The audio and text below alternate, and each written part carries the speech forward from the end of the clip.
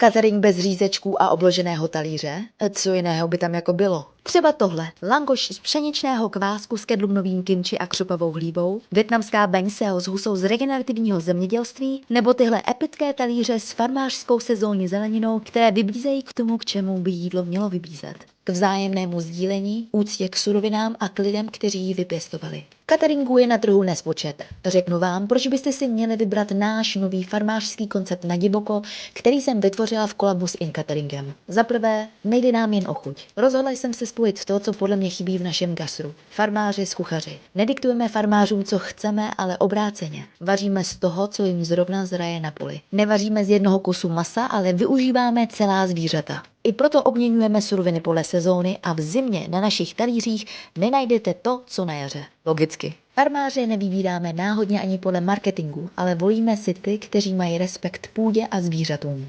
Za druhé, v Nadivoko najdete můj rukopis. Šílené kombinace a fúzi asijské kuchyně a českých plodin. Fermentujeme, nakládáme, i naše fokáča je z pšeničného kvasu a fermentuje 16 hodin. Jíst musíte tak či tak, ale nyní máte šanci dát pozornost lidem, kteří ve světě komfortu a kompence mají chuť dělat věci jinak. Nejcennější komoditou dnešního světa je pozornost. Proto si vybírejte, koho chcete podpořit, protože to pak formuje náš svět a nastavuje standardy.